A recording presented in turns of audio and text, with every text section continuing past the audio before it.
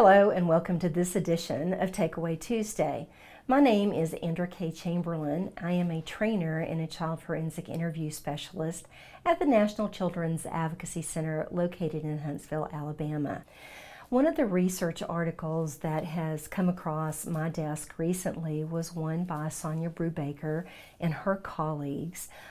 And they were looking at going back through, looking at all of the research, and not only research, but where children were interviewed in laboratory settings. So they're reviewing those transcripts, but they also had access to many thousands of forensic interviews, actual forensic interviews that were conducted within CACs and other organizations.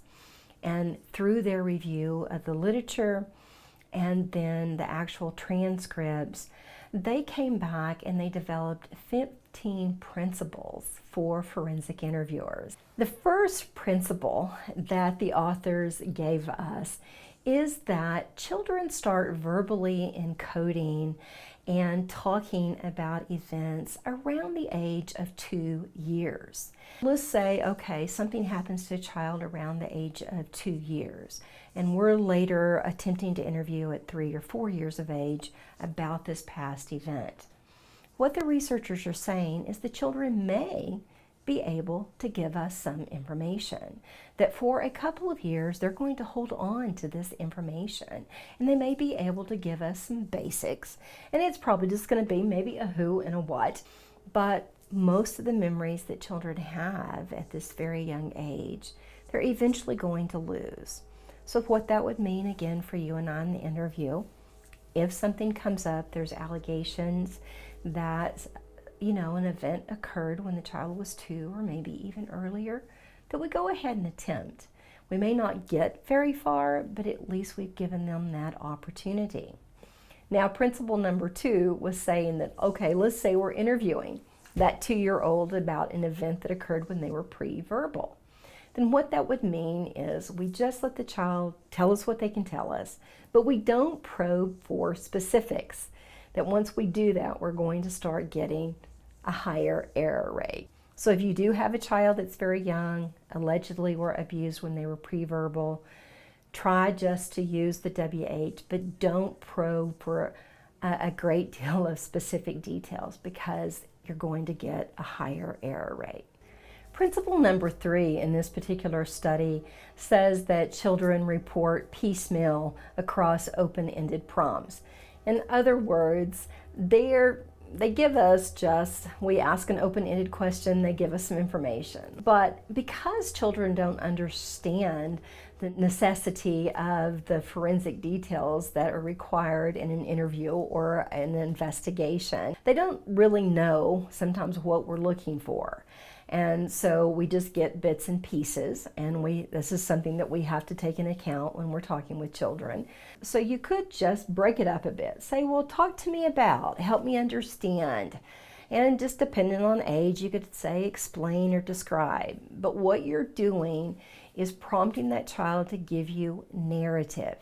Now, once that occurs, and let's say you've gotten a nice piece of narrative from a child, then you want to come back with what we call cued invitations.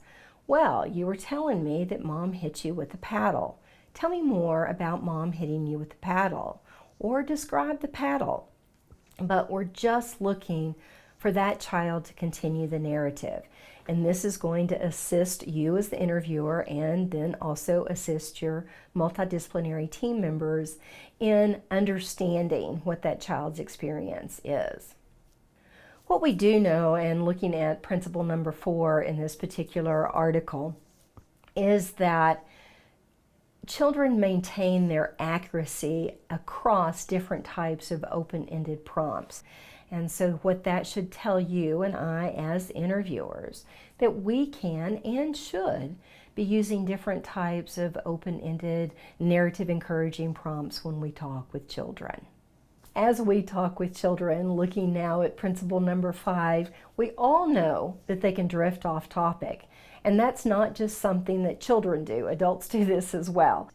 what we have to do is kind of let them catch a breath. We're not going to interrupt, but kind of let them wind down, and then we're going to say, okay, I wanted to ask you some more information about the touching in your bedroom.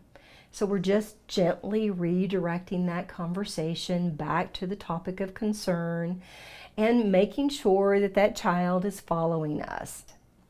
What we also know, looking at then principle number 6, is that young children will often use words that they either don't know the meaning. It could be words that just sound very similar. It's words they can pronounce. They don't have to know the meaning. So this is something that we all learn in basic forensic interview training, and it's just highlighted by the research, is that if children throw out words and we don't understand what they said, or maybe it just doesn't make sense, the research is saying don't come back and say, did you say? We would just ask the child, tell me again.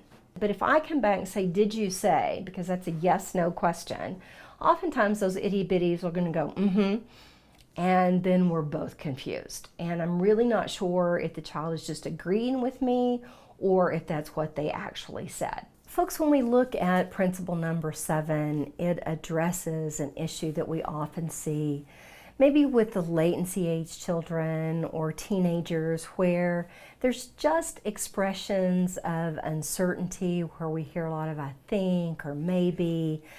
Sometimes we have these kind of false starts where they'll start to say something and then they just in mid-sentence they'll move off and it doesn't go quite where we think it's going to go. So we just have a lot of these false kind of starts and stops and these issues of uncertainty.